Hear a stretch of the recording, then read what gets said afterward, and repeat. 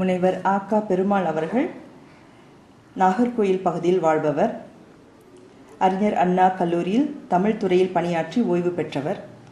74 நூல்கள், அதாவது நாட்டுப்புறவியல், கோயில் கலைகள், வரலாறு போன்ற துறைகளில் ஆய்வினை செய்து நூல்களை அவர் வெளியிட்டுள்ளார். அதிகமான ஆய்வு கட்டுரைகளையும் படைத்துள்ளார். அவரை தமிழ் மரபு அறக்கட்டளைக்காக இன்று நாம் ஒரு பேட்டி காண்கின்றோம். வணக்கம் ஐயா. உங்களோட முதல்ல பேச ஆரம்பித்த பொழுது இந்த தென்னிந்தியாவில் தோல்பாவை கூத்து என்ற ஒரு நூலை பற்றி நீங்கள் அறிமுகம் செய்தீர்கள். பொதுவாக பார்க்கும் பொழுது இந்த தோல்பாவை கூத்து அப்படிங்கிறது இப்போது பரவலாக தமிழகத்தில் நான் கேள்விப்பட்டதில்லை. மலேசியா, இந்தோனேசியா போன்ற நாடுகளில் இந்த தோல்பாவை கூத்து அப்படிங்கிற ஒரு கலை இன்றைக்கும் வழக்கில் இருக்கின்றது. ஆக இங்கே நாகர்கோயில் பகுதியில் மட்டும்தான் இந்த தோல்பாவை கூத்து அப்படிங்கிறது ஒரு தொடர்ச்சியாக இருந்ததா, அல்லது தமிழகத்தின் வெவ்வேறு பகுதிகளில் இருந்ததா? இதை பற்றி ஒரு வரலாறு செய்தி, இந்த மாதிரியான சில தகவல்களை நமக்கு நீங்கள் வழங்கினா சிறப்பாக இருக்கும். தோல்பாவை கூத்து இந்தியாவில் தமிழ்நாடு, கேரளம், கர்நாடகா, ஆந்திரம் 4 மாநிலங்கள்லேயும் ஒரிசாவிலையும் நடைமுறையில் இருந்தது. ஒரிசாவில் ஓரளவு இப்போது அழிந்த நிலை, தமிழ்நாட்டிலும் அழிந்த நிலை. கர்நாடகா, ஆந்திராவில் நல்ல நிலையில் இருக்குது, கேரளாவிலையும் நல்ல நிலையில் இருக்குது. கேரளம் தவிர்த்த மற்ற 3 மாநிலங்கள்லேயும், அதாவது ஆந்திரா, கர்நாடகா, தமிழ்நாடு, மராட்டிக்காரங்க நடத்துகிறாங்க. மகாராஷ்டிரத்திலிருந்து குடிபெயர்ந்தவர்கள் அப்படி என்று சொல்லிக் கொடுக்கிறார்கள்.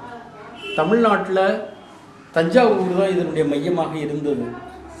தஞ்சாவூரில் ஏறத்தாழ ஒரு 350 வருஷ காலங்கள் மராட்டியருடைய ஆட்சி நடந்தது. ஏறத்தாழ 1866 வரை. அதன் பிறகு அந்த காலகட்டத்தில் இந்த கலைஞர்கள் மகாராஷ்டிரத்திலிருந்து குடியேறியதாக சொல்லிக் கொடுக்கிறார்கள். இப்போது தமிழ்நாட்டினுடைய தென்பகுதியில், குறிப்பாக கன்னியாகுமரி, தூத்துக்குடி, விருதுநகர், மதுரை பகுதிகளில் தான் இவர்கள் வாழ்கின்றார்கள். இவர்கள் கணிகர் என்ற ஒரு ஜாதியினர். அந்த கணிகரை 12 பிரிவு, 12 பிரிவில் மண்டிகர், டோர்கர் சொல்லப்பட்ட 1-2 பிரிவுகள் மட்டும்தான் இந்த கலையை நடத்துகின்றார்கள். மற்றவர்களெல்லாம் ஜோதிடம் சொல்லப்பட்ட தொழில் பார்க்கிறார்கள். இந்த தோல்பாவை கூத்தை நடத்தப்பட்ட குடும்பங்கள் மொத்தத்துக்கு ஒரு 40 குடும்பங்கள் தான் இப்போ தமிழ்நாட்டில் இருக்கும். இந்த ஜாதியினர் அல்லாதவர் சில பேர், தெற்குத்து நடத்தப்பட்ட கலைஞர்கள் இந்த கலையை படித்து தமிழ்நாட்டில் நடத்துகின்றார்கள். சேலத்தில் அப்படி ஒரு குரூப் நடத்திட்டு இருக்காங்க, அவங்களும் சிறப்பாக நடத்துகிறாங்க. ஆனால் மரபு வழியாக உள்ள ராமாயணம் இவங்கள்ட்ட தான் இருக்குது. அதாவது ரொம்ப காலமாக வாய்மொழியாக பேசப்பட்ட ராமாயணம் நம்முடைய வால்மீகி, கம்பன் இதில் இருந்து வித்தியாசப்பட்ட ஒரு ராமாயணம். அந்த ராமாயணம் இவங்களுடைய கலை நிகழ்ச்சிகளில் தான் நடத்தப்படுகிறது. இந்த கலைஞர்கள் இன்னும் ஒரு 20 வருஷத்துக்குள்ள தமிழ்நாட்டில் இந்த தோல்வாய் கூத்துங்கப்பட்ட கலை இல்லாமல் ஆகிரும். அது பாதுகாப்பதுக்குரிய முயற்சி அப்படியெல்லாம் ஒன்றும் கவர்மெண்ட் எல்லாம் ஒன்றும் பண்ணலை. 1-2 கலைஞர்கள் அவங்க வேற வேற வேலைக்கு போயாச்சு. உண்மையாக இந்த கலை மராட்டியக்காரங்களுக்கு உள்ளது இல்லை. நான் ரொம்ப அண்மையில் கடந்த இது சம்பந்தமாக நான் ஒரு 30 வருஷத்துக்கு மேலாக நான் ஆராய்ச்சி பண்ணிகிட்டு இருக்கேன். ஒரு 4 புத்தகங்கள் எழுதியிருக்கேன். ஒரு பெரிய புத்தகம் 1 காவியா வெளியீடாக வந்திருக்கு. சென்ட்ரல் கவர்மெண்ட்டில் ஹியூமன் ரிசோர்ஸில் இருந்து ஒரு ப்ராஜெக்ட்டுக்கு 2 ப்ராஜெக்ட் வாங்கினேன். வாங்கி அப்டு இந்த கலைஞர்கள் வாழப்பட்ட எல்லா பகுதிகள்லையும் போய் நான் அவங்கள இன்டர்வியூ பண்ணி செய்திகள் சேகரித்தேன். அதிலிருந்து ஒரு விஷயம் தெரிஞ்சது, இது தமிழர்களுடைய கலை தான் இது. ஏன்னா 2000 வருஷமாக நமக்கு உள்ள பாரம்பரியமான இலக்கியங்களில் இதை பற்றி உள்ள சின்ன குறிப்புகள் வருது. உதாரணமாக பொம்மலாட்டம், தோல்பாவை கூத்து 2ம் ஏறத்தாழ ஒரே தன்மை கொண்டவை. பொம்மலாட்டத்துக்கும் பாவை கூத்துக்கும் அடிப்படையாக என்ன வித்தியாசம் அப்படின்னா, ஸ்க்ரீனுக்கு முன்னால் அந்த பொம்மைகள், மரப்பொம்மைகள் ஆடி காட்டுவார்கள். இது ஸ்க்ரீனுக்கு பின்னால் நிகழும். நிழல் 2க்குமே நிழலோ அல்லது ஒளியோ அவசியம் தேவை. பார்வையாளர்களை ஒருமைப்படுத்துவதே இந்த ஒளி தான். இந்த ஒளியின் நிழல்கள் தான் 2க்குமே பொருள் ராமாயணம், மகாபாரதம் இந்த மாதிரி விஷயங்கள் தான். இந்த பொம்மலாட்டத்தை பற்றி நமக்கு குறுந்தொகையிலாம் குறிப்புகள் வருது. ஒரு சங்க பாடல்களில் தலைவியை வந்து பழிக்கப்பட்ட சமயத்தில் தலைவனை பழிக்கப்பட்ட சமயத்தில் சில ரெஃபரன்ஸு. அதன் பிறகு தோல் பொம்மை என்ற ஒரு சொல்லை வந்து முதல்ல பட்டணத்தார் வந்து கையாளுகின்றார். தோல் பொம்மைப்பட்ட சொல்லே வருது. தோல் பொம்மலாட்டம் போன்று அப்படின்ற ஒரு சொல் வருது. பட்டணத்தாருடைய காலம் ஏறத்தாழ பிற்கால சோழருடைய காலம் அப்படின்னு எடுத்துக்கிட்டாலுமே நமக்கு வந்து 1000 வருஷம் ஒரு பாரம்பரியம் இருக்கு. அப்போ இந்த தோல் பொம்மையை ஆட்டி நிகழ்த்துவது நிகழ்ச்சி நடத்தி காட்டுவது என்ற ஒரு வழக்கம் பழைய தமிழர்கள்ட்ட இருந்திருக்கு. இது ஒரு சான்று. இரண்டாவது, கேரளத்தில் இன்று நடைமுறையில் இருக்கப்பட்ட தோல்பாவை கூத்து திருச்சூர் மாவட்டத்தில் பகவதி கோயிலையும் கண்ணகி கோயிலையும் நடத்துகிறார்கள். நான் ஒரு 30 வருஷம் முன்னால் கேரளாவினுடைய மிகப்பெரிய கலைஞர் கிருஷ்ணகுட்டி புலவர் என்பவரை நான் வந்து சந்தித்து, நானும் வெங்கட் சாமிநாதன் என்ற ஒரு விமர்சகர் இருந்தார், அவரை போய் பார்க்க போயிருந்தோம். அப்போ வந்து அவர் பல விஷயங்கள் சொன்னார். பின்னால் அது புத்தகங்கள் எல்லாம் வந்திருக்கு அதை பற்றி. அவர் ஒரு முக்கியமான ஒரு விஷயம் சொன்னார். கேரளத்திற்கு தமிழ்நாட்டில் இருந்து தமிழ் கலைஞர்கள் தான் தோல்பாவை கூத்தை கொண்டு வந்தார்கள் அப்படின்னாரு. அதற்கு அவங்க வந்து நிறைய வேற சான்றுகளும் சொல்லுவாங்க. கேரள தோல்பாவை பற்றி எழுதிய அறிஞர்கள், அங்கே உள்ள பெரிய ஃபோக்லோரிஸ்ட் எல்லாம் வந்து சொல்லுவாங்க தமிழ்நாட்டில இருந்து வந்தது. இப்போ தமிழ்நாடுனா குறிப்பா எந்த பகுதின்னு சொல்றாங்க? தமிழ்நாட்டில இருந்து பெரும்பாலும் தஞ்சாவூர் பகுதி. அது என்னன்னா, பாலக்காடுல ஒரு சமயத்துல அதுக்கு பின்னால ஒரு கதையை சொல்லுவாங்க. பாலக்காடுல ஒரு ராஜா இருந்தாரு. அந்த ராஜா வந்து ஒரு ட்ரைபல் கேர்ளை கல்யாணம் பண்ணிட்டாரு. அதனால அந்த ஊர்ல உள்ள நம்பூதிரிகள் எல்லாம் என்ன செய்தாருன்னா, நாங்க வந்து கோயில்ல பூஜை பண்ண மாட்டோம் அப்படின்ட்டு அந்த ஊரை விட்டே கிளம்பிட்டாங்க. ஆகவே அந்த கோயிலுக்கு பூசைக்கு ஆள் வேணும் அப்படின்ட்டு பார்த்துட்டு தஞ்சாவூர்ல இருந்து பிராமணர்களை வந்து பாலக்காட்டுக்கு மைக்ரேட் பண்ணி கொண்டு போறாங்க. அப்படி போகப்பட்ட சமயத்துல செட்டியார் முதலியார் சமூகங்களும் போயின. அது மட்டுமல்ல, கேரளத்திற்கும் தமிழ்நாட்டுக்கும் வணிக ரீதியாக பல தொடர்புகள் இருக்கு. அப்படி வணிகர்கள் மூலமும் இந்த மைக்ரேஷன் மூலமும் இவங்க வந்து தோல்பாவை கூத்தும் போயிருக்கு, கம்பனுடைய பாடல்களும் போயிருக்கு. என்னன்னா, கேரளத்துல இன்றைக்கு கூட கொடும் மலையாளம் பேசப்பட்ட திருச்சூர் மாவட்டத்துல தோல்பாவை கூத்து நிகழ்ச்சியில 2000 பாடல்கள் கம்பன் பாடலை பாடுவாங்க. தமிழ்ல. அதை நான் இப்போ உங்களுக்கு நான் காட்டுறேன். கையெழுத்து பிரதியா எடுத்து செராக்ஸ் எடுத்து பைண்ட் பண்ணி வச்சிருக்கேன். அதுக்கு ஆடல் பெற்றுன்னு ஒரு டெக்ஸ்ட் இருக்கு அவங்களுக்கு. இந்த ஆடல் பெற்றுன்னா ஒரு ஆர்ட் ஃபார்மை வந்து எப்படி நகழ்த்துவது, எப்படி நடத்தி காட்டுவதுங்கப்பட்ட ஒரு டெக்ஸ்ட் அது. இந்த சீனுக்கு அடுத்தால என்ன வரும், இதுக்கு அடுத்தால என்ன வரும், இப்போ என்ன பாடல் பாடணும், இதுக்கு உள்ள வந்து நாம என்ன பண்ணணும், இதை பற்றி எல்லாம் வரப்பட்டது தான் அந்த ஆடல் பற்று. ஆடல் பற்றுல வந்து அவங்க 2000 பாடல் இருக்கு. அந்த பாட்டு முழுக்க மலையாள ஆக்சென்ட்ல இருக்கும். அதுக்கு ஒரு விளக்கம் சொல்லப்பட்ட சமயத்துல தமிழ் வரும். நான் தமிழ் ஹிந்து பத்திரிகையில ஒரு கட்டுரையை எழுதியிருந்தேன். கேரளத்தில் கம்பனை பாடுகின்றார்கள்னு ஒரு அங்கிருந்து கலெக்ட் பண்ண விஷயங்கள் தான் எழுதியிருந்தேன். இன்னும் வழக்கில் இருக்கா? இன்னும் வழக்கில் இருக்கு. நான் வந்து 2015 கூட நான் பார்த்தேன். அங்க வந்து இந்த லெதர் பப்பட் நடத்தப்பட்ட ஆர்டிஸ்ட் வந்து ஓரளவு நல்ல படிச்சவங்க. இப்ப முழுக்க மலையாளிகள். ஒரு காலத்துல செட்டியாரு முதலியார் தான் நடத்தியிருக்காங்க. இந்த செட்டியாரும் முதலியாரும் தமிழ்நாட்டில இருந்து மைக்ரேட் ஆனவங்க. ஆகவே முழுக்க இப்ப இந்த 2 சார்ந்து நீங்க எடுத்துட்டீங்கன்னா, தமிழ்நாட்டுல தமிழர்கள் நடத்தின கலை இது. சார், அந்த கணிகர் அப்படிங்கிறவங்க அந்த சமூகம் என்ன ஆனாங்க? அவங்க இப்ப இன்னும் இருக்காங்களா? இருக்காங்களா?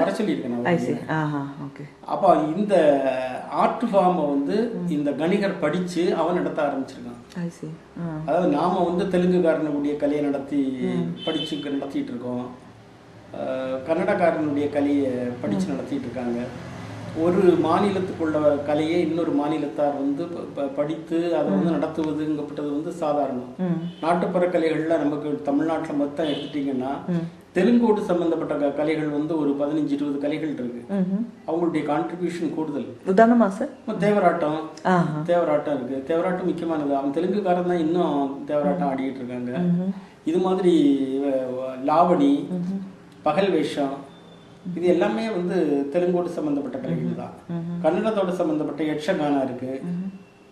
இந்த கலைகள் மாதிரி தமிழ்நாட்டு இந்த கணிகர் கம்யூனிட்டி என்ன செய்திருக்காங்கன்னா, இவங்க வந்து இந்த கலையை படிச்சு அவன் நடத்த ஆரம்பிச்சாங்க. ஏற்கனவே நடத்தின ஜாதிக்காரங்க இதை விட்டுருக்காங்க. ஏதோ ஒரு காரணத்தினால விட்டுருக்கலாம். ஆகவே தமிழர்களுடைய கலை தான் இது. மற்ற இடங்கள்லையும் மராட்டிக்காரங்க நடத்துறதுக்கு இது மாதிரி ஏதாவது காரணங்கள் இருக்கலாம். கேரளத்தில் மட்டும் முழுக்க இன்னைக்கு எல்லா கம்யூனிட்டிக்காரங்களும் நடத்துவாங்க, நாயரும் நடத்துவாங்க, மற்றவங்களும் நடத்துவாங்க. கர்நாடகாவிலையும் அதே மாதிரி ஒரு பர்டிகுலர் கம்யூனிட்டி இல்லை, அவன் ஆந்திரா, இந்த 4 ஸ்டேட்லேயும். உதாரணமாக கேரளத்தில் எடுத்துட்டிங்கன்னா அவங்களுக்குள்ள அந்த ராமாயணம் வந்து பெரும்பாலும் கம்பன் பின்பற்றியது. நீங்கள் கர்நாடகா எடுத்துட்டிங்கன்னா கர்நாடகா ஆந்திராவுக்கெல்லாம் வந்து தனியாக இருக்குன்னு ராமாயணம் இருக்குது, ரங்கநாத ராமாயணம் இருக்குது. அந்த ராமாயணத்தை தான் பின்பற்றுவாங்க. அந்த ராமாயணத்தோட கதைகள் வந்து அடிப்படையில் மாறவே மாறாது இல்லை? இல்லை, மாறி இருக்கு, மாறி மாறி வரும். மாறி இருக்கு. இப்போ தமிழ்நாட்டை பொறுத்தவரையில் எல்லாமே ஓரல் ட்ரெடிஷன். நான் வந்து இந்த கதையை முழுக்க ரெக்கார்ட் பண்ணேன், ஆடியோவில் ரெக்கார்ட் பண்ணி இந்த இதில் இருக்க இதில் டெக்ஸ்டாக இருக்குது, இந்த புத்தகத்தில் இருக்குது. ஏறத்தாழ 10 நாள் நிகழ்ச்சியாக ராமாயணத்தை நடத்துவாங்க. அந்த 10 நாள் நிகழ்ச்சி முடிஞ்ச பிறகு நல்லதங்கால் கதை நடத்துவான். அது முடிச்ச பிறகு அவன் என்ன செய்வான்னா மச்ச வல்லவன் போர், லவகுசா கதை மாதிரி ராமாயணத்துல உத்தரகாண்டத்தோடு சம்பந்தப்பட்ட 3-4 கதை நடத்துவாங்க. அதுல மச்சவல்லவன் போர் பல பேருக்கு தெரியாது, 1-2 ஆர்டிஸ்ட் தான் தெரியும். ஹரிச்சந்திரன் கதையும் நடத்துவாங்க. இப்படி 10 நாள் ராமாயணம். ராமாயணத்தோடு தொடர்புள்ள உத்தரகாண்டத்தில் வந்து லவகுசா கதை 2 நாள், மயில் ராவணன் கதை, மச்சவல்லவன் கதை, இந்த மாதிரி உள்ள கதைகள் ஒரு 4-5 கதை. ஆக மொத்த ராமாயணத்தை பார்த்தீங்கன்னா ஒரு 15 நாள் நிகழ்ச்சி. இந்த 15 நாள் நிகழ்ச்சியில் வால்மீகி ராமாயணத்துக்கு இதுக்கும் ஒரு சம்பந்தம் கிடையாது, அப்படி உள்ள நிகழ்ச்சிகள் இருக்குது. உதாரணம் மயில் ராவணன் கதை. மயில் ராவணன்கப்பட்டது வந்து தமிழ்நாட்டில் மயில் ராவணன் சொல்லுவோம். இந்த மயில் ராவணன் வந்து தெலுங்குல இருந்து வந்தவங்க. மஹிராவணன். மஹிராவணன்னா மஹி பாதாளம்னு அர்த்தம். பாதாளத்தில் ராவணனுடைய தம்பி ஒருத்தன் பாதாளத்தில் இருக்கான். ராமன்கிட்ட வந்து முதல் நாள் போரில் தோத்த பிறகு அவன் என்ன செய்தான், தன்னுடைய தம்பிக்கு நினைவு வந்து அவனை அழைச்சிட்டு வரான். அவன் வந்து ராமனையே கவர்ந்து சென்றுருக்கான், கொண்டு போய் பாதாளத்தில் கொண்டு வச்சிருவான். அனுமானுடைய பாதுகாப்பையும் தாண்டி அனுமான் போய் அவனை எப்படியோ கண்டுபிடிச்சு திரும்ப கொண்டு வந்து ராவணனுக்கு வந்து ராவணனை காப்பாற்றி மறுபடியும் போர் நடக்குது. அந்த மயில் ராவணன் கதை நீங்க எந்த ராமாயணத்திலையும் கிடையாது, ஆனா இந்தியா முழுக்க இருக்கு. அப்ப இது வாய்மொழினால கதை. இது அனுமானுடைய வழிபாடு வந்த பிறகு அனுமான் முக்கியமான ஹீரோ. மயில் ராவணன் கதையில இங்க பாத்தீங்கன்னா அனுமான் ஹீரோ. அனுமானுக்கு ஒரு மகன் இருக்கான், அனுமான் பிரம்மச்சாரியை நினைச்சிட்டு இருக்கான். ஆனா இதுல நீங்க பார்த்தா அதான் மச்சவல்லவன் போர். ஆமா, அனுமான் வந்து அந்த கடல் வழியா தாண்டி போறான்ல, போப்பட்ட சமயத்துல அவன் தன்னுடைய வேர்வையை வலித்து எறிவான். எரியப்பட்ட சமயத்துல ஒரு மச்சத்தினுடைய பெண் மச்சத்தினுடைய வாயில விழும். அவன் வந்து கர்ப்பம் அடைஞ்சு ஒரு குழந்தைய பெறுகா, அதான் மச்சவல்லவன். பாதாள லோகத்திலையும் போய் அனுமான் வந்து இந்த மச்சவல்லவனை சந்திக்கான். அவன் மச்சவல்லவன் கூட போர் செய்ய முடியல அவனால, அனுமானால. தனக்கு சமமான பலம் உடையவனா இருக்கானா, இது யாரப்பா நீ அப்படின்ட்டு கேட்கான். அது குரங்கா இருக்கான், தன்னுடைய சாயல் இருக்கு. என்னுடைய அப்பா அனுமான் தான். அனுமானுக்கு அப்படியே ரொம்ப வெக்ஸ் ஆயிருக்கான், தான் வந்து முழு பிரம்மச்சாரி. அப்ப இவன் ஒன்னொன்னா யோசிச்சு பார்க்கான், அந்த எந்த சூழ்நிலையில அமைஞ்சிருக்கலாம். சீதையை தேடி போகப்பட்ட சமயத்துல ராவணனுடைய அந்த புறத்துல பெண்கள் அலங்கோலமாக கிடந்தார்கள், அப்போது நான் வந்து தப்பு செய்துட்டேனா அப்படி முன்னெல்லாம் யோசிச்சு. இந்த கதையில அதெல்லாம் வருது, அதெல்லாம் வருது. நான் இதுல வந்து கொடுத்துருக்கேன். அந்த மனிதர்களோட கற்பனைக்கு எல்லையே இல்லைன்னு நினைக்கிறேன். நான் வந்து இதை முழுக்க நான் வந்து தனியா ஒரு புத்தகம் இருக்கேன், ராமன் எத்தனை ராமன் அப்படின்னு. ராமாயணத்தினுடைய எல்லா வெர்ஷனையும் எடுத்து போட்டிருக்கேன், காலச்சோடு போட்டிருக்காங்க, நீங்க என்ன வாங்கலாம். அப்பதான் அவனுக்கு தெரியுது. அவன் சொல்லுவான் நான் எப்படி பிறந்தேங்கப்பட்ட காட்சிகளை சொல்லுவான். பிறகு வந்து மகனுடைய உதவியோட அந்த காரியத்தை பண்ணிட்டு நீ என் கூட வர வேண்டாம், ஏன்னா உலகம் பூரா என்ன பிரம்மச்சாரின்னு நினைச்சிட்டு இருக்கான், அதனால இது ரகசியமா இருக்கட்டும் அப்படின்ட்டு அவரோட இமேஜ் பாதுகாத்துக்கிறார். இப்படி நீங்க வந்து இந்த கற்பனைகள் இருக்குல்ல, இது மாதிரி ஒட்டு மொத்தமா ராமாயணத்தினுடைய தொல்பாவி கூத்து. இப்ப நான் ரெக்கார்டு பண்ணது வந்து ஒரு 10 வருஷம் முன்னால பண்ணேன். இப்போ வந்து அந்த ஒரு பெஸ்ட் ஆர்டிஸ்ட் இருந்தாரு பரமசிவராவ், அவரு உடம்பு சரியில்லை, அவரு இப்ப இனி இந்த மாதிரி பண்ணது ஆளும் கிடையாது. சார், இப்ப தோல்பாவை இருக்குது இல்லையா, அதை வந்து எந்த தோல்ல இருந்து செய்யப்படுது, அது எப்படி தயாரிக்கிறாங்க? அது வந்து ஒரு பெரிய ப்ரோசஸா தான் இருக்கணும்னு நினைக்கிறேன், அந்த வடிவம்க்கு அச்சுலாம் இருக்கணும்னு நான் நினைக்கிறேன். இல்ல, இப்போ வந்து தோல்பாவை கூத்த வந்து ஈஸியா பண்ணிடலாம். ஏன்னா இப்போ வந்து நீங்க ப்ராசஸ் பண்ண தோலை விலைக்கு வாங்க முடியும். முந்தைய அது மாட்டுத்தோலா தானே? எருமை மாடு ஏதாவது ஆடு ஆட்டுத்தோலா? லைட் டிரான்ஸ்பரண்ட் ஆகணும்னா ஆட்டுத்தோல் தான் பண்ண முடியும். மாட்டுத்தோல்ல இந்த டிரான்ஸ்பரண்ட் ஆகாது. முந்தின காலங்கள்ல வந்து மான் தோல் பண்ணாங்க. இப்போ மானை வந்து வேட்டையாட முடியாதுனால மான் தோல் கடைசி. இப்போ ஆரம்ப காலத்துல மான் தோல் தான் தோல்பாவை செய்யப்பட்டது. மான் தோல், ஆட்டுத்தோல். மான் தோல், ஆட்டுத்தோல். கர்நாடகாவில எல்லாம் இல்ல நாட்டு ஆடுகள்னு சொல்லுவாங்களா, அந்த மாதிரி ஆடுகளா இல்ல செம்பரி ஆடுகள்? ரெண்டு ஆடு, செம்பரி ஆடு, வெள்ளாடு. அதுல பெரிய இன்ட்ரெஸ்டான விஷயம் என்னன்னா, சீதையினுடைய கேரக்டரை வந்து வெள்ளாடுல செய்வாங்க. அனுமான் வந்து செம்பரி ஆடு. அது ஏன் அப்படின்னா, அடிக்கடியே அடிபடப்பட்ட தோலா இருந்தா அது ரொம்ப ஸ்ட்ராங்கா இருக்கும் செம்பரி ஆடு. வெள்ளாடு வந்து ரொம்ப தின்னா இருக்கும் வெள்ளாட்டு தோல். அப்போ அந்த வெள்ளாட்டு தோல்ல வந்து அடிபடாத கைகேயி, சுமித்திரை, சீதை, நல்லதங்காள் இந்த மாதிரி கேரக்டரை வந்து பண்ணுவாங்க பெண்கள். ஆமா. இப்போ அதெல்லாம் இல்லை, முன்னால வந்து அப்படி பண்ணிட்டு இருந்தாங்க. அப்போ இவங்களே வந்து அந்த ஆட்டை தோலை அப்போ இலவசமா கிடைக்கும். இந்த கோயில்ல பலி கொடுக்கப்பட்ட சமயத்துல அவங்க போய் அந்த தோலை வந்து வாங்கி அதை ப்ராசஸ் பண்ணுவாங்க. அதுக்கு சில ஒரு நேட்டிவ் ப்ராசஸ் இருக்கு. அதை ப்ராசஸ் பண்ணி அவங்களே வரைஞ்சி அவங்களே கட் பண்ணுவாங்க. இது எல்லாமே அவன் தான் பண்ணுவான். இப்போ அது அவங்க தான் பண்ணுவாங்க. ஆனா ஒரு வித்தியாசம் என்னன்னா, ப்ராசஸ் பண்ண தோலை விலைக்கு வாங்கிடுவான். தோல் மட்டும் ப்ராசஸ் பண்ணதை வாங்கிட்டு மீதி எல்லாம் இவங்க பண்ணுவாங்க. ஒரு காலத்துல நேட்டிவ் கலர் தான் கொடுத்தாங்க. எல்லாமே இயல்பா கிடைச்ச கலரை கொடுத்தாங்க. இன்னைக்கு அப்படி இல்லை, கடையில இருந்து வாங்கப்பட்ட அந்த கோழி சாயம்பா, இந்த கோழி குஞ்சை வந்து சாயத்துல அப்படியே தேய்ச்சி அடிச்சு விடுவாங்க. அவ பருந்து தூக்கிட்டு போகாது, கழுகுலாம் தூக்கிட்டு போறாது. அது பேர் கோழி சாயம்னு பேரு. அந்த சாயத்தை வாங்கி ஒரு 4-5 கலர் தான் இருக்கு பேசிக்கு. அதுல சின்ன துவாரம் போடுவான். அதுக்கு ஒரு இன்ஸ்ட்ருமெண்ட் வச்சிருக்க, மன்னார்னு பேர் அதுக்கு. அந்த சின்ன துவாரம் தான் உங்களுக்கு லைட் டிரான்ஸ்பரண்ட் ஆகும். நீ இந்த பப்பட்டை பார்த்தா தெரியும். அந்த சின்ன துவாரம் முழு இடத்துலயும் போடுவாங்களா? தோல் ஆர்னமெண்ட்ஸ் எல்லாத்துக்கும் போடுவாங்க. ஆர்னமெண்ட்ஸ்க்கு போடுவாங்க.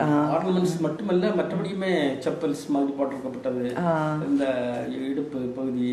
அப்ப ஒளி அந்த அதுல புகுந்து வர ஒளி புகுந்து ஆடியன்ஸ் வரப்பட்ட சமயத்துல அது முழு டிரான்ஸ்மிட் பண்ணணும். அது மூலமா அதை வந்து முழுசா தெரியும்.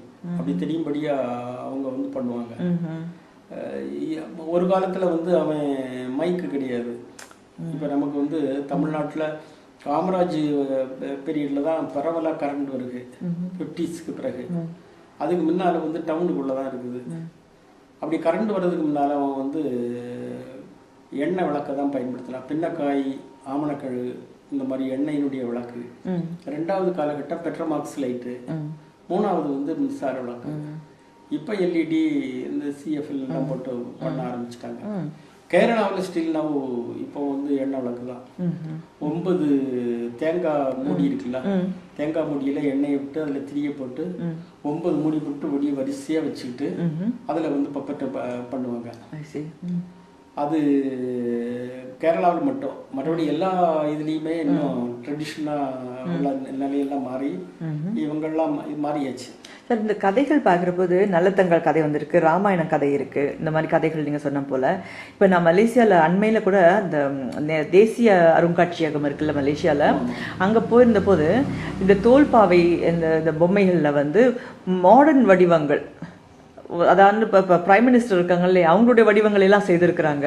அது ஒரு ஒரு எதுக்கு பாதுகாப்புக்கு ஒரு ஒரு அழகுக்கு வைத்திருக்காங்களா என்னன்னு எனக்கு தெரியல. கதைகள் நான் வந்து பார்த்த வரைக்கும் எனக்கு தெரிஞ்ச வரைக்கும் ராமாயணம் மகாபாரதம் கதை தான் அங்கெல்லாம் அவங்க வழக்கில் இருக்குது. ஆனால் என்ன கேள்விக்குன்னா, இங்கே வந்து அந்த மாதிரி வெவ்வேறு விதமான புதுமையான படைப்புகள் எல்லாம் இந்த தோல்பாவையில் கொண்டு வரணுங்கிற முயற்சி இங்கே தொடங்கியிருக்கா, இல்லை இன்னும் அதே பழைய கதைகள் அதே அது வந்து தொன்மமாக வந்துக்கிட்டே இருக்கா, அதே விஷயங்களை செய்யணும் விஷயங்கள் தான் பண்ணிட்டு இருக்காங்க. நான் வந்து ஒரு 2 ப்ராஜெக்ட் வாங்கி ட்ரை பண்ணி ஃபெயிலியர் ஆகிச்சு. ஏன்னா என்ன கோளாறுன்னா, இந்த ஃபோக்கில் ஒரு கதை சொல்லுவாங்க, செக்கு மாட்டில் போட்டின காளையை கொண்டு போய் வண்டி மாட்டுக்கு போட்ட முடியாது. ஏன்னா செக்குக்கு வந்து சுற்றி சுற்றி தான் பழக்கம். நீங்கள் வண்டி மாட்டில் போட்டாலும் அது சுற்றி தான் வரும். தூரமாக போகணும்னு சொன்னால் அதுக்கு வந்து முடியாது. அது மாதிரி இவங்களுக்கு எதை நடத்துகிறாரோ அதைத்தான் அப்படியே நடத்திட்டு இருப்பாங்க. புதுசா ஒரு விஷயத்த வந்து மாற்றி அவங்க வந்து இல்ல அவங்க அந்த அளவுக்கு உள்ள எஜுகேஷன் கிடையாது. இந்த கம்யூனிட்டி வந்து ஒரு வேகபான் கம்யூனிட்டி. அதனால இவங்களுக்கு வந்து படிப்பறிவு 1-2 பேர் தான் படிச்சிருக்காங்க, படிக்காதவங்க எதுவும் பண்ண முடியாது. நான் வந்து சுவாமி விவேகானந்தருடைய ஒரு ப்ராஜெக்ட் ஒர்க் எடுத்து விவேகானந்தா கேந்திராவில் என்னுடைய ஹெல்ப்போட எடுத்து ஒரு ஃபண்ட் வாங்கி அதை பண்ணி எல்லாம் பண்ணி ஒரு புது கதையை வச்சுட்டு நிறைய இங்க உள்ள புது கேரக்டர்ஸ் எல்லாம் அதுக்குள்ள கொண்டு வந்து ராமேஸ்வரம் சார், விவேகானந்தர் இந்த மாதிரி கேரக்டர் எல்லாம் பண்ணி இவன் படிக்காத ஆளு சொல்லி சொல்லி புரிய வச்சாலும் கடைசியில் அவங்க சொன்னா இது கொள்ளாது சார் அப்படின்ட்டாங்க. எங்க பிரச்சனை வருது சார்? பொம்மையை செய்தெல்லாம் நினைக்கிறேன், கதையை சொல்லல. கதை சொல்லப்பட்ட அந்த நரேஷன்ல வரலையா? வரவே செய்யாது. அந்த ஈடுபாட்டோட அவங்களால செய்ய முடியல. இல்ல அவனுக்கு வந்து கிராஸ் பண்ண முடியாது.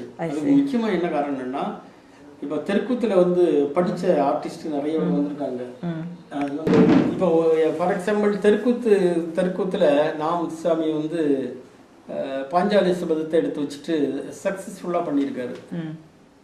அதுக்கு என்ன காரணம் அப்படின்னா, அந்த தெற்குத்து ஆர்டிஸ்ட்ல வந்து நல்ல படிச்ச ஆளுகள் ஒருத்தனை ட்ரெயின் பண்ணிட்டாரு. ஆறுமுகம்னு ஒரு ஆளு, அவனை ட்ரெயின் பண்ணி அதை கொண்டு வந்திருக்காரு. வேற டிராமாவில் வந்து தெற்குத்தை வந்து இன்வால்வ் பண்ண வச்சு வந்திருக்காங்க. கேரளாவில் வந்து கதகளின்னு சொல்லப்பட்ட ஒரு ஃபார்ம் இருக்குல்ல, இது ஆக்சுவலி ஒரு ஃபோக் ஃபார்ம். அது ஒரு காலத்துல வந்து கிருஷ்ணநாட்டம்னு பேர்ல இருந்த ஒரு ஃபோக் ஃபார்ம். அது பின்னால வந்து அதை மாடிஃபை பண்ணி பண்ணி பண்ணி பண்ணி பண்ணி அதனுடைய வடிவமே மாறி போச்சு. யட்சகானா அப்படி வந்து கர்நாடகாவில் வந்து மாறி இருக்கு. ஆனா இங்க வந்து தமிழ்நாட்டில் வேற எந்த ஆர்ட் ஃபார்மையும் இன்னொரு ஃபார்மா மாற்றப்பட்ட அளவுக்குள்ள அந்த ஆர்டிஸ்டினுடைய ஒரு பேக்ரவுண்ட் இருக்க அது கிடையாது. இருக்கப்பட்டது அப்படியே திரும்ப திரும்ப ரிப்பீட் பண்ணிட்டே இருப்பாங்க. ஆனா அது வந்து ஒரு தொய்வு ஒண்ணு கொடுத்துரும்னு நான் நினைக்கிறேங்க.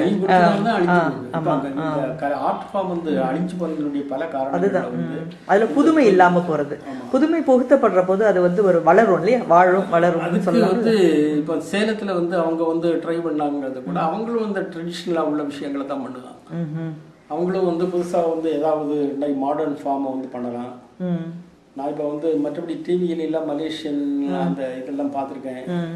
ஜெயமோகன் வந்து ஜெயமோகன் ஒரு ரைட்டர் உண்டு, அவரு வந்து ஒரு சிடி தந்தாரு. அவர் மலேசியன்ல பார்த்தது சொன்னாரு.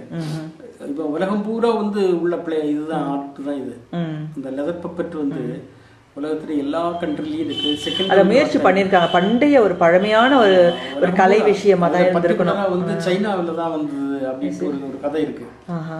சைனாவில வந்து உருவாகி உலகம் பூரா வந்து பரவிச்சுன்னு தமிழ்நாட்டுக்கும் ராஜராஜ சோழன் பீரியட்ல அங்க கொண்டு வரப்பட்டது. அப்படி இல்ல, அப்படி இல்ல. ஆனா பழமையான சைமல்டேனியஸா எல்லா காலகட்டத்திலயும் எல்லா நீங்க சொல்றீங்களே இதுக்கு சங்க இலக்கியத்துல இருந்தது அப்படி இல்ல. ஒரு ஆர்ட் ஃபார்ம் வந்து இன்னொரு இடத்துல தான் வரணும்னு இல்ல.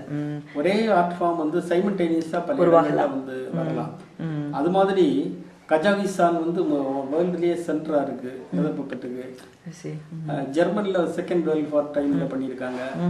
செகண்ட் வேர்ல்ட் வார் டைம்ல வந்து ஆர்மி மேனுக்கு வந்து ஒரு பொழுதுபோக்குக்காக இந்த ஆர்ட் ஃபார்ம் வந்து என்கரேஜ் பண்ணிருக்காங்க. அப்படி உலகம் பூரா பரவி இருக்கு. ஓகே சார், இதுக்கு வந்து இந்த பாடும் போது வந்து நான் நேரம் என்ன மலேசிய அனுபவம் தான் எனக்கு வந்துட்டு இருக்கு. ஏன்னா நான் நிறைய தடவை பார்த்துருக்கேன். அதுக்குன்னு சில இசை கருவியும் வச்சிருப்பாங்க. ஒரு மேல கருவி ஒன்று இருக்கும், அப்புறம் வந்து மணி மாதிரி அப்படியே அடிக்கிற மாதிரி வரிசையா வர அந்த அது வந்து தகரத்துல செய்யப்பட்ட மாதிரி இருக்கும். அது மேல வந்து அடிக்கிற போல இருக்கும். அந்த மாதிரி சில கருவிகள்லாம் வச்சு அதோட சேர்ந்து பாடிக்கிட்டே இருப்பாரு. ஒருத்தர் கதை பாடிக்கிட்டே இருப்பாரு. அந்த மாதிரி தான் இங்கேயும் செய்வாங்களா இல்ல கதையா சொல்லுவாங்களா இங்க? இல்ல இங்க எப்படின்னா செல்லுல கிடக்கு ஒரு சிங்கிள் மேன் தான் பப்பெட் அசைச்சிட்டு இருப்பாங்க. மற்றபடி கர்நாடகா ஆந்திராவுக்கும் அடிப்படை வித்தியாசம் என்னன்னா, மற்ற ஸ்டேட்டுக்கு இதுக்கு என்ன வித்தியாசம்னா, ஃபார் எக்ஸாம்பிள் கர்நாடகா, ஆந்திரா, கேரளா எடுத்துட்டீங்கன்னா 8-10 பேர் பப்பெட்டை ப்ளே பண்ணுவாங்க. பம்பராட்டத்துக்கும் அதே மாதிரி ஒரே ஆள் இல்லை. மியூசிக் இன்ஸ்ட்ருமெண்ட் பண்ணப்பட்டதுக்குன்னு ஒரு குரூப் இருக்கும். பப்பெட்டை அந்த பொம்மையை அசைக்கப்பட்ட ஆளுகளும் தனியாக. அதே மாதிரி தான் கர்நாடகா 3 ஸ்டேட்லேயுமே பொம்பளைகளும் வந்து பண்ணுவாங்க. கர்நாடகாவில் அந்த பப்பெட் வந்து நல்ல ஹைட்டாக இருக்கும். அது ஏறத்தாழ 180-200 சென்டிமீட்டர் ஹைட் வரை இருக்கும். இங்கே வந்து இவங்களுக்கு அப்படி இல்லை. உங்களுக்கு 60 சென்டிமீட்டர் 40 சென்டிமீட்டர் இந்த ஹைட் தான். அனுமான் தான் ரொம்ப ஹைட்டாக இருக்கும். மற்றதெல்லாம் 40-50 சென்டிமீட்டர் தான். ஒரு சிங்கிள் மேன் தான் பண்ணுவாங்க. அதனுடைய வாய்ஸ் சேஞ்சு, மிமிக்ரி பண்ணப்பட்டது, பாடப்பட்டது, பப்பெட் அசைக்கப்பட்டது, ஒரு அந்த பேக்ரவுண்ட் மியூசிக்கை வந்து அதுக்கு ஏற்ற மாதிரி கட்ட தட்டப்பட்டது, வாயில வச்சு ஒரு இன்ஸ்ட்ருமெண்ட் ஊதப்பட்டது, இது எல்லாமே வந்து ஒரு சிங்கிள் மேன். இன்ஸ்ட்ருமெண்ட்டு வேற பாடப்பட்டதுக்காக மிருதங்கம், ஹார்மோனியம், தபேலா, ஜால்ரா வச்சுட்டு ஒரு 4-5 பேர் இருப்பாங்க. அப்போ தோல் கருவிகள் சிலது இருக்கும். அதோட தோல் கருவிகள்ல தபேலா மட்டும்தான். இப்படி ஒரு 4-5 கருவிகள் இருக்கும். இதெல்லாம் இப்ப ரீசெண்டா வந்ததுதான். கேஷியோ எல்லாம் வச்சிருக்காங்க. முந்தைய காலகட்டங்கள்ல வந்து ஹார்மோனியத்துக்கு நேட்டிவ் ஹார்மோனியம் ஒண்ணு வச்சிருந்தாங்க. ஒரு செம்பு தட்டம் பெரிய இதுல வந்து மெழுகு, மஞ்சள் மெழுகும்பாங்க. அதை வச்சுட்டு அதுல இருந்து ஆம்பல் துண்டை மேல அப்படியே ஃபிட் பண்ணி வச்சுட்டு ஊதுவாங்க. ஊதுனா அது ஒரு ஹம்மிங் சவுண்டு கேட்கும். இப்படியே ஒன்னொன்னுமே அவனுக்கு என்ன கிடைச்சதோ அதைத்தான் பண்ணிட்டு இருந்தாங்க. இந்த மாதிரி உள்ள இன்ஸ்ட்ருமெண்ட் பாட்டு இருக்குல்ல, இந்த பாட்டு வந்து 10 நாள் ராமாயணத்திலையும் யூஸ்வலா ஒரே மாதிரி பேட்டர்ன் தான். நல்லதங்கால் கதைன்னு இருக்குன்னா அதுக்கு ஒரே பாட்டு தான் இருக்கும். திரும்ப திரும்ப அதே தான் பாடிட்டு இருப்பாங்களா? புதுசா வந்து பாட்டு பாட மாட்டான், அதே பாட்டு தான் பாடுவாங்க, அதே கோரஸ் தான் வரும், அதே ஜோக்கு தான் வரும். இந்த பாடல்கள்லாம் வந்து தொகுக்கப்பட்டு வெளியே வந்திருக்குங்க. இதுல இந்த நூல்ல இருக்கு. ஆனா முதல்ல ஆரம்பத்துல வந்து எல்லாமே சுவடியில தானே எழுதி வச்சாங்க, ஒலைச்சுவடியில இல்லையா? வாய்மொழி தான். வாய்மொழியிலே வந்ததா? இது இவங்க அவ்வளவு மெமரி இல்ல. அதான் ஃபோக் ஆர்டிஸ்ட்ல ஒரு இன்னொரு கெப்பாசிட்டி. இப்ப கணியான் பாட்டுன்னு இருக்கு, 35 கதை பாடல்கள் தெரியும், 35 மெமரியில இருந்து தான் பாடுவாங்க. அப்ப வழி வழியா அந்த குடும்பத்துல கேட்டு கேட்டு கேட்டு அப்படியே மெமரியில திரும்ப திரும்ப ஒரு பேட்டர்ன் தானே. இது ஒண்ணு பெரிய விஷயம் இல்லை. இது என்ன குடும்பத்திலே பாடுறதா இல்ல வந்து ஒரு பயிற்சி அளிக்கிறதுக்கு ஒரு பயிற்சி இல்ல, ஒரு இது குடும்பக்கலை. குடும்பக்கலையா? ஒரு குடும்பக்கலை. பொதுவா நாட்டுப்புற கலையினுடைய பொதுவான தன்மையே பயிற்சி அளித்தல்ங்கப்பட்டது வந்து ரொம்ப ரேர் தான். தெருக்கூத்து மாதிரி 1-2 பேர் தான். மற்றபடி எல்லாமே ஒன்றை பார்த்து இன்னொன்று படிக்கப்பட்டது தான். ஒரு சீனியர் ஆர்டிஸ்ட் அதிகமாக அப்பாவா இருக்கும் அல்லது மாமாவா இருக்கும். இந்த 2 பேர் கூட இருந்து இவன் வந்து பண்ணப்பட்டது பூரா பார்த்துட்டு அப்படியே வந்து செய்யப்பட்டது தான். இது அவ்வளவு மெமரியில தான் இருக்கு. அவ்வளவு ஞாபகத்துல இருந்து தான் அவங்க வந்து பண்ணிட்டு இருக்காங்க. இந்த ராமாயணத்துல வந்து வித்தியாசம் நீ என்ன முக்கியமா என்ன பாத்தீங்கன்னா, தமிழ் பேஸ்டை விட தெலுங்கு பேஸ்டு கூடுதல். தெலுங்கு வெர்ஷன் கதையா, தெலுங்கு வெர்ஷன் வந்து கூடுதலா இருக்கு. என்ன வித்தியாசம் வரும் அதுல? உதாரணமா சூர்பனகைய வந்து ஒரு சிம்பத்தட்டிக் கேரக்டரா பார்ப்பாங்க. அவ பேர்ல ஒரு என்னன்னா, சூர்பனகையினுடைய கணவனை ராவணன் கொண்டு விடுவான். ஒரு போர்க்களத்துல வந்து தெரியாம வெட்டி கொண்டு விடுவான். ஆனா சூர்பனகை ராவணனுடைய தங்கை அப்படிங்கிற தங்கை தான், தெரியாம கொண்டு விடுவான். இன்னொரு வருஷன் இப்ப இந்த பாவிபுத்துல வரப்பட்ட வருஷன் எப்படின்னா, அவளுக்கு ராமாயணத்தினுடைய கேரக்டர்ஸ்லயே மிகப்பெரிய பலவான் வந்து சூர்பனகையினுடைய கணவன் தான். அனுமானும் இல்ல, வாலியும் இல்ல, ராவணனும் இல்ல. அவர் தமிழ் வெர்ஷன்ல பேசப்பட மாட்டார். அவன் தமிழ் வெர்ஷன்ல இது அப்படி ஒன்னே வராது. அப்ப செண்பக அவன் அந்த கேரக்டர் இருக்கானே, அவனை வந்து எப்படியாவது தீர்த்து கட்டினாதான் நமக்கு வந்து முடியும் அப்படின்னு ராவணன் பிளான் பண்ணுவான். அவன் இருந்தான்னா நம்மளால வந்து ஒரு பெரிய நாம வீரன் எல்லாம் சொல்லிட்டு இருக்க முடியாது. இதே மாதிரி மகாபாரதத்துல அரவான் ஒரு கேரக்டர் வரான். அந்த அரவான் கேரக்டர் அர்ஜுனனோட பெரிய ஆள், அவன் பீமனோட பெரிய ஆள். அப்ப அவன் வந்து ஆனா அதே சமயத்துல பாண்டவர்களுடைய சப்போர்ட்டா இருக்கான். அவன் ஒரே சமயத்துல கௌரவர்களை பூரா ஒரே அடியா 2-3 நாளையில கொண்டு விடுவான். போர்க்களத்துல ஒரு அவனை வந்து கொல்ல முடியும் அவனால. அப்படி கொண்டான்னா பாஞ்சாலியனுடைய சபதம் என்ன ஆகுது, திரௌபதி சபதம் என்ன ஆகுது, பீமன் சபதம், அர்ஜுனன் பெரிய வீரன் எல்லாம் மறைஞ்சிடும். அதனால கிருஷ்ணனையே பிளான் பண்ணி அரவணை கொண்டு விடுவான். அப்படி ஒரு வருஷம் இருக்கு. அது நீங்க வியாச பாரதத்துல கிடையாது. அதே மாதிரிதான் ராமாயணத்திலையும் இந்த சூர்பனகையினுடைய கணவனை ராவணன் கொண்டு விடுவான். சூர்பனகையினுடைய மகன் ஒருத்தன் இருக்கான், அவனை வந்து லட்சுமணன் தெரியாம கொண்டு விடுவான். இந்த சூர்பனகை மகன் வந்து ராவணனை பழி வாங்குறதுக்காக சிவனை நோக்கி தவம் இருந்து ஒரு வாள் கேட்கான். அந்த வாளை கொண்டு வரப்பட்ட சமயத்துல இவன் கொண்டு விடுவான். லட்சுமணன் அவன் வந்து இவன் ராவணன் வருவான். மகனை வந்து செண்பகாசுரனை வந்து லட்சுமணன் கொண்டு போடுவான். சூர்பனகைக்கு அப்போ ஒரே சமயத்துல 2 வரையும் பழி வாங்கணும். அவ ராவணனையும் கொல்லணும், அப்படியே வந்து தன்னோட அண்ணனை சொந்த அண்ணனையும் அவனை அழிக்கணும். தன்னுடைய மகனுக்கு சாவுக்கு காரணமான குடும்பத்தையும் பழி வாங்கணும். அப்ப சீதையை வந்து கவர்ந்து கொண்டு போகுமாறு ஒரு தூண்டல் தூண்டி இப்படி ஒரு பிளான் பண்ணுவான். இதுதான் இந்த வருஷம் தெலுங்கு வருஷம். இந்த தொடர்ச்சி வந்து தெலுங்கு போக்குல இருக்கு, தமிழ்நாட்டிலயும் இருக்கு. பிறகு இந்த போரெல்லாம் முடிச்ச பிறகு ராமன் வந்து அயோத்தி மாநகரம் வந்து இதே ஒரு நிகழ்ச்சி நடக்கும். எல்லாம் முடிச்ச பிறகு கூட அவன் வந்து பழி வாங்குவான். சூர்பனகை என்ன செய்தா, ஒரு சன்னியாசினி வேடம் தாங்கி நேரா இந்த யுவ வீட்டு சீதையிட்ட வரான். சீதையிட்ட வந்து எப்படியோ திட்டம் போட்டு ராவணன் எப்படி இருப்பான் அப்படின்னு கேட்கா. இவ வந்து ராவணன் நான் பார்க்கறது இல்லை அப்படின்பா. இல்லை கட்டாயப்படுத்தி நீ இல்லை, நான் ராவணனை பற்றி உனக்கு தெரியும், நீ ஒரு படம் வரைஞ்சுதாங்க. அவன் ஒரு படம் வரைவான். படம் வரைஞ்ச உடனே அதுக்கு உயிர் கொடுத்துருக்கான். உயிர் கொடுத்த உடனே என்ன செய்தா, சீதை வந்து ஐயோ ராவணன் இப்படி இருக்கானே நினச்சிட்டு சத்தம் போட்டு மற்றவங்களெல்லாம் வந்து அதை அந்த படத்தை அடித்து என்ன பண்ணுனா ஒன்றுமே செய்யாது, படம் வந்து அசைய மாட்டாங்க. அப்போ ராமன் பேரை சொன்னால் அந்த படம் பயந்துரும்னு நினச்சிட்டு ராமா ராமான்ன உடனே ராவணனுடைய படம் அப்படியே கீழே விழுந்துடும். அதை எடுத்து அந்த சமயத்தில் ராமன் எங்கள் வேட்டையை போயிட்டு வாரான். அப்போ ராமன் வாரான்னு நினச்சிட்டு மெத்தைக்கு அடிக்கிறதுக்கு அப்படியே மறைச்சி வைப்பான். ராமன் வந்த உடனே என்ன செய்வேன்னா, மெத்திக்கு மேலே உட்காந்துருந்தோம்னா இந்த சீதை ராவணனுடைய படம் மேலே இருக்கு. அப்போ அதை அப்படியே கீழதுக்கு பார்க்க ராவணனுடைய படம். அப்போ சீதையை பார்த்து உனக்கு இன்னும் இவன் பேரில் உனக்கு ஆசை தீரலையான்னு நினச்சிட்டு மறுபடியும் காட்டு அனுப்பிடுறான். அப்போ அந்த சூர்பனகனுடைய எண்ணம் எப்படின்னா, ராமனை வந்து கடைசி நிமிஷம் வரை வந்து நிம்மதியாக இருக்க விடக்கூடாது. ராவணனை ஒழிச்சு கட்டியாச்சு. ரெண்டாவது ராவணன் வந்து ராமனை வந்து முழுக்க வந்து ராவணன் இறப்புக்கு பிறகு நடக்கிற இறப்புக்கு பிறகு இந்த கதை இருக்கு. அப்ப சூர்பனகை வந்து தொடர்ச்சியா வந்துட்டே இருக்காங்க, கடைசி வரை வரா. அப்படி ஒரு வருஷம் இருக்கு. ஆனா இவங்க அதை காட்டல, இவருக்கு அந்த இது தெரியாது. நான் இவங்க தாத்தாட்ட இருந்து நான் கலெக்ட் பண்ணேன் அந்த போர்ஷன். அவரை வந்து சொல்லுவாரு, அந்த மச்சவல்லவன் போர் இந்த மாதிரி உள்ள இதுல முந்திர ஜெனரேஷனுக்கு தான் தெரியும்.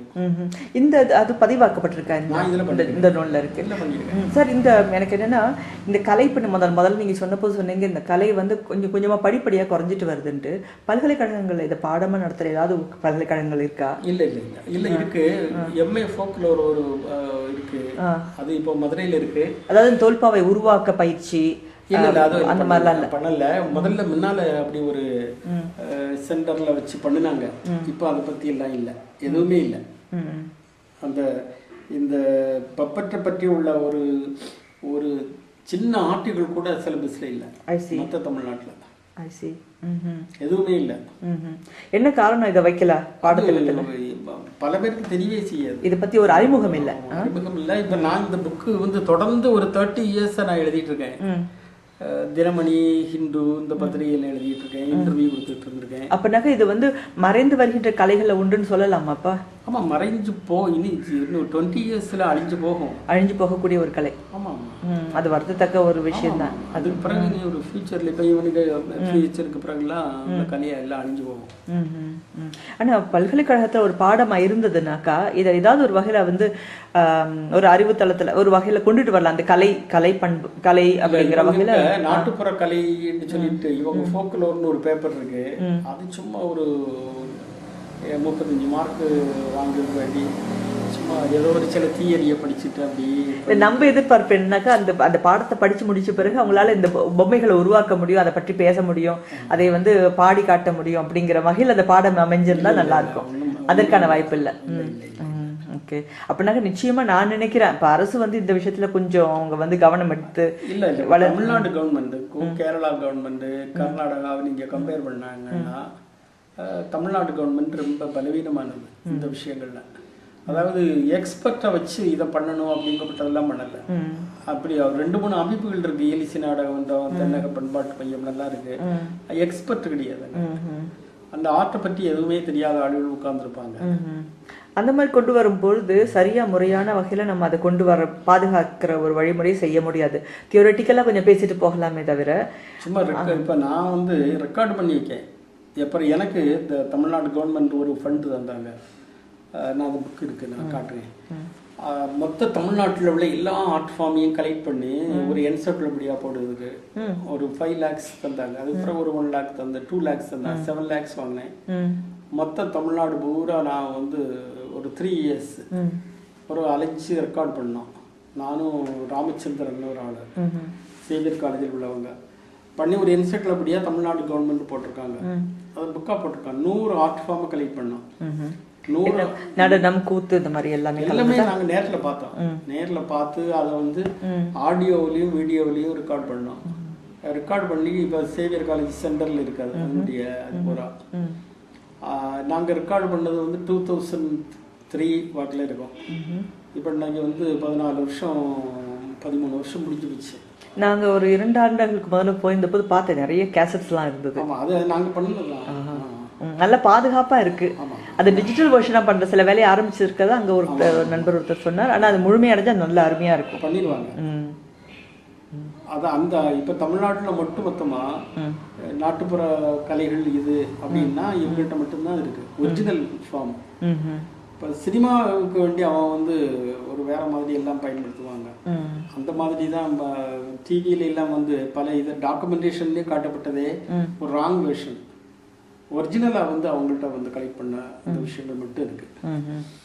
இங்க வந்து இவ்வளவு பெருமையா எனக்கு தமிழகத்துல நானும் அடிக்கடி வந்துட்டு தான் இருக்கிறேன். ஆனா எனக்கு கூட இந்த தோல்பாவை கூத்து அப்படிங்கிறது தமிழகத்துல இருந்து வந்திருக்கலாம்னு ஒரு எண்ணம் இருந்தது. ஆனா மலேசியால இன்னைக்கு வரைக்கும் இருக்கிற பெருமையா அங்க பார்க்கப்படுற ஒரு முக்கியமான ஒரு வழி இருக்கிற அளவுக்கு இங்க இல்லைங்கிறதா என்னுடைய பார்வையில நான் பாக்குறேன். இங்க நிச்சயமா மலேசியன் இதை பற்றி ஆன்டி புக் நிறைய இருக்கு, நிறைய வந்திருக்கு. தமிழ்நாட்டுல வந்து மு. ராமசாமி ஒரு பர்சன் இருக்காரு, நான் வந்து ஒரு பர்சன் இருக்கேன். நீங்க வந்து வேற எந்த ஒரு 1-2 உதவியா கட்டுரைகள் வந்திருக்கு. இதை படிச்சுட்டு ஆய்வாளர்கள் கூட இதை கவனிக்கல அப்படிங்கிற போது ஆச்சரியம் தர்ற மாதிரி தான் இருக்கு. ஆய்வாளர்கள் வந்து இதுல பின்னால வந்து ஒரு பயங்கரமான உழைப்பு இருக்கு. இது அவ்வளவு நான் வந்து 15 நாள் ரெக்கார்டு பண்ணி கேசட்ல இருந்து லாங் ஹேண்ட்ல எழுதி அந்த ராமாயணத்தை பூரா எடுத்துட்டு ராமாயணத்தினுடைய வெர்ஷனுக்கும் மாடர்ன் ராமாயணத்துக்கு என்ன வித்தியாசம், இவங்கள்ட்ட தெலுங்கு இன்ஃப்ளூயன்ஸியா இருக்கு, இவன் மராட்டிக்காரன் தெலுங்கு இன்ஃப்ளூயன்ஸியா இருக்கு அப்படின்னா தமிழ்நாட்டுல ஒரு 350 years மதுரை சென்ட்ரா தெலுங்குக்காரன் தான் இருக்கான். அப்போ அவனுடைய வெர்ஷன் வந்து இங்க பயங்கரமா இருக்கு. இப்போ உதாரணம் மயில் ராவணன் தெலுங்கு கதை, அது நம்மளோட வெர்ஷன் தமிழ் வெர்ஷன்ல இல்ல, நமக்கு பரிச்சயமான அம்மானைன்னு ஒரு கதைப்பாடலே வந்திருக்கு. மயில் ராவணன் அம்மானை அப்படின்னு சொல்லிட்டப்பட்டது இருக்கு. மயில் ராவணன் கோட்டை இங்கப்பட்டது யோசி தமிழ்நாடு கூட இருக்கு. மயில் ராவணன் கோட்டைன்னா ஒரு பக்கம் போனா இன்னொரு பக்கம் தெரியாது, அப்படியே சுத்தி நீங்க வந்து ஏமாந்து போவாங்க. அதுதான் மயில் ராவணன் கோட்டைன்னு நம்ம வந்து எனக்கு இப்போ உங்க கூட பேசிட்டு இருக்கப்போ என்ன தோணுது, இது ஒரு ஏன்னா தோண்ட கிடைக்கிற ஒரு புதையல் மாதிரி விஷயம் வந்துகிட்டே இருக்கு இந்த கலைகள் பற்றி இல்லைங்களா. எனக்கு இது மாத்திரம் இல்லை, மறைந்து வர பல கலைகள் இன்னும் இங்கே தமிழகத்துல நிறைய இருக்குன்னு தான் நான் நினைக்கிறேன்ப்பா. இந்த அது பர்டிகுலர்லி என்ன யோசிக்கிறேன்னா, இந்த வாய்மொழியாகவே வந்து அது கட்டாயமா நீங்க தாங்க அதான் வாய்மொழியா வந்து அதை வந்து செயல்பாட்டுல நம்ம கூத்தா நடித்து காட்டி இல்லாட்டி இசையா பாடி காட்டுற மாதிரியான கலைகள் அது உண்மையிலேயே அதை வந்து மீள நம்ம வந்து கொண்டு வரணும். தீவிரமான ஒரு முயற்சியோடு அது கொண்டு வந்தாக்கா அதை பற்றி பேசலாம். அப்படி இல்லைன்னாக்கா இது இன்னொரு 10 வருஷத்துல புத்தகத்துல இருக்கிற ஒரு விஷயமா தான் இருக்கும். மறைந்து போகக்கூடிய எல்லா கலைகளையும் நம்ம பாதுகாக்க முடியாது. சில விஷயம் மறைந்து போகத்தான் செய்யும். உதாரணமா தெலுங்கு பீப்புள்கிட்ட வந்து சில ஆர்ட் ஃபார்ம் இருக்கு. வேட்டையாடப்பட்ட சமயத்துல ஆடிக்கிட்டே பாடப்பட்டது. வேட்டையை வந்து நர்த்தியாச்சு. அப்ப நீ அந்த ஆர்ட் ஃபார்ம் அழிஞ்சு போகும். அதை நீங்க மீட்டுருவாக்கம் பண்ண முடியாது. அதனுடைய ஒரிஜினல் ஃபார்ம்ல இருந்து நீங்க பண்ண முடியாது. இதே மாதிரி சில அப்ப இது வந்து என்ன எப்படி நீங்க சொல்ல வரீங்கன்னாக்கா சில விஷயங்கள் அழிந்து போகக்கூடிய காலத்தின் கட்டாயம் இருக்கு. ஏன்னா இப்ப உதாரணமா வேட்டைங்கிறது அனுமதிக்கப்படாத ஒண்ணா ஆகும் போது அந்த மாதிரியான காலம் இருக்கு. ஆனா இது ஒரு கலை அப்படின்னு நம்ம மதிப்பை கொடுத்துட்டு வந்தோம்னாக்கா இல்ல ஒரு பாடத்திட்டத்துல இணைத்தோம்னாக்கா இதை நம்ம பாதுகாக்கிற ஒரு வாய்ப்பு இருக்கு. ஒரு பர்டிகுலர் ஜாதிக்காரங்க மட்டும் நடத்தப்பட்ட கலை இருக்கு. கனியா நாட்டம்னு ஒண்ணு இருக்கு. கனியா நாட்டம் இருக்கு. களியல்ல ஒரு களியல் இருக்கு. ஒன்று மீனவர் சமூகம், இன்னொன்று வந்து கனியான் கபடி ஜாதி. கனியான் ஜாதியை ஷெட்யூல்டு ட்ரைபுன்னு கவர்மெண்ட் கொண்டு வந்துட்டான். கணியன்னு சொல்லுவோமா? கணியர், கணியான், கணியான், இது கணிகர், கணிகர், இவங்க கணிகர், அது வந்து கணியான். ஐ சி. ஷெட்யூல் ட்ரைப்னு கொண்டு வந்தாங்க, மலைவாழ் மக்கள்னு, பழங்குடியினர். பழங்குடியினர்னா ஒருத்தன் பிகாம் முடிச்சாலேயே உடனே கவர்மெண்ட் அப்பாயின்மெண்ட் ஆயிரும். அப்போ அதில் படிச்சுட்டு நிறைய பேர் போக ஆரம்பிச்சிருவான். இது மாதிரி 4-5 ஜாதிகள் இருக்கு. இந்த ஜாதிகளில் படித்து அவங்க வந்து கொஞ்சம் முன்னேற ஆரம்பித்த உடனேயே கலைகள் கலை வந்து அரைஞ்சிரும். நீங்க வந்து அந்த கலை இருக்கணும், அவன் அப்படிதான் இருக்கணும்னு நம்ம வந்து நம்ம அதை சொல்ல முடியாது. ஆனா கலைகள் பாதுகாக்கிற வகையில சமயத்துல இந்த விஷயத்த வந்து பேசினாங்க. தேவதாசிகள்கிட்ட ஒரு கலை இருக்கு, அந்த தேவதாசி அழிஞ்சு போச்சுன்னா அந்த கலை வந்து அழிஞ்சு போகும். ஆனா அந்த கலையை வந்து ஒரு உயர்தர கலையா மாற்றின பிறகு அந்த கலை அழியல இல்ல. அதுக்கு வந்து ருக்மணி அரண்டேலும் கிருஷ்ண ஐயரும் பரதநாட்டியம் அதை மாத்தினாங்க. அது ஒரு சிங்கிள் ஆர்ட் ஃபார்ம் தான், அதில் ஒன்றும் பிரச்சனை இல்லை. தேவதாசிகள்கிட்ட இருந்து சதுர்ன்னு சொல்லப்பட்ட ஒரு டான்ஸ் ஃபார்ம், அந்த சதுர் டான்ஸ் ஃபார்மை பரதநாட்டியம்னு மாத்தினாரு. அது ரொம்ப ரீசெண்டா 87 வருஷம் 90 வருஷம் தான் ஆச்சு, 1930 தான். அது ஒரு சிங்கிள் ஆர்ட் ஃபார்ம் தான். அதுவும் கூட அவங்கள்ட்டயே அந்த கம்யூனிட்டிலேயே தேவதாசி ஒரு பக்கம் ஒழிப்பு நடந்துக்கு, இன்னொரு பக்கம் அவங்களுக்கு வேற அந்த ஆர்ட் ஃபார்மை சொல்லி கொடுக்காங்க. அது இது இங்க வந்து அந்த மாதிரி கதை இல்லை. இப்போ வந்து டொம்பர்னு ஒரு கம்யூனிட்டி தமிழ்நாட்டில் இருக்காங்க. எப்படி சார்? டொம்பர் அவங்க வந்து களக்கூத்து நடத்தப்பட்டவங்க. அந்த டொம்பர் வந்து மதர் டங் வந்து தெலுங்கு. ஆக்சுவல் ராஜஸ்தான் தெலுங்குக்கார 2 பேர் நடத்துறாங்க. அந்த டொம்பருக்கு வந்து ஒரு பர்டிகுலர் பாண்டிச்சேரியில இருந்து ஒரு கேர்ள் என்ன செய்து ரொம்ப டெடிக்கேஷனாக அவங்கள படிக்க வச்சு அந்த கம்யூனிட்டியை அந்த இது ஆர்ட் ஃபார்ம் நடத்தப்படாதுன்னு சொல்லிட்டு கொண்டு வந்துட்டான். நீங்கள் அவனை எப்படி நடத்தக்கூடாதுன்னு சொல்லலாம். உங்களுக்கு அவனுக்கு லைஃப் முக்கியமா, உங்க ஆர்ட் ஃபார்ம் முக்கியமா? இல்லை, காலத்தின் தேவை மாறுற போது அந்த கலையை மட்டும் வேறு வகையில் அதை வளர்த்து கொண்டு வர வேண்டிய கட்டாயம் இருக்குன்னு தான் நான் இல்லை. அது மற்ற கம்யூனிட்டியை பரணும். உதாரணமா மற்ற கம்யூனிட்டி ஆரம்பிக்கலாம். இப்போ தப்பாட்டம்னு எடுத்துக்கோ. தப்பாட்டத்துக்கு வந்து இப்போ பரதத்துக்கு வந்து கம்யூனிட்டின்னு இல்லாம போச்சு, இல்லாம போயிட்டு எல்லாரும் அந்த அந்த இது பேட்டர்ன் நம்ம எடுக்கலாம். அது கம்யூனிட்டி இல்லாம போறதோட முதல்ல பிராமின் கையில் எடுத்த உடனே அதுக்கு ஒரு மரியாதை வருது.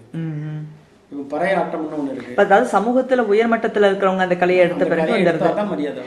அப்ப கலைகளுக்கு அந்த மாதிரி கொண்டு வரணும். ஆமா, கட்டாயம் வரணும். அதாவது உயர் சமூகம் மட்டும் இல்ல. எனக்கு என்ன தோணுதுன்னா, இப்ப வந்து நம்ம சாதிய வந்து சாதிகள்லாம் போகணும் அப்படின்னு நினைச்சு முயற்சி பண்ணிட்டு இருக்க காலகட்டத்துல இது ஒரு பாடத்திட்டமா கொண்டு வந்துட்டாக்க இந்த இவைகள்லாம் வந்து பாதுகாக்கப்படுமே. அதுக்குன்ட்டு ஒரு திட்டம் கொண்டு வந்தாலும் டீச்சர்ஸுக்கு வந்து இந்த விஷயம் தெரியணும், தெரிஞ்சாதான் பண்ண முடியும். நிறைய டீச்சர்ஸுக்கு வந்து தெரியாது இந்த கலைகள். ஆமாம். அப்ப இதுக்கு வந்து ஆழமான ஒரு சிந்தனையோட இதை இந்த முயற்சி எடுத்ததான் இந்த கலையை பாதுகாக்கலாம். அதான் நான் சொன்னேன். இப்ப பறையாட்டம்னு இருக்கு, பறையர்கள் ஆடப்பட்ட ஆட்டம் பறையாட்டம் இன்று மாறிடுச்சு. இந்த கான்செப்டை வச்சுட்டு தப்பாட்டம்னு கொண்டு வந்து எல்லா கம்யூனிட்டியும் அடிக்க ஆரம்பிச்சு, கேர்ள்ஸ் அடிக்க ஆரம்பிச்சு, அந்த ஆர்ட் ஃபார்ம் இன்னைக்கு முக்கியமா உலக அளவுல போச்சு. இப்ப அது இதை வந்து தனிப்பட்ட ஆள் பண்ணல, இது யாருமே பிளான் பண்ணல. ஏதோ 2-3 பேர் படிச்சா அது அப்படியே டெவலப் ஆயிட்டு இது மாதிரி வரப்பட்ட கலைகளை கொண்டு வரலாம். இப்ப நீங்க ஒரு 50 வருஷம் முன்னால பறையாட்டம் அழிஞ்சு போகும் அப்படின்னு நினைச்சோம். ஏன்னா சிதம்பரம் தாயில் இருந்த ஒரு எம்பி, ஒரு ஆளு காங்கிரஸ் எம்பி, அவரு பறையர். அவரு நம்முடைய ஜாதியினுடைய சிம்பிளா இது கேவலமா இருக்குன்னு பறைய முழுக்க போட்டு தீயில போட்டு எரிச்சாங்க.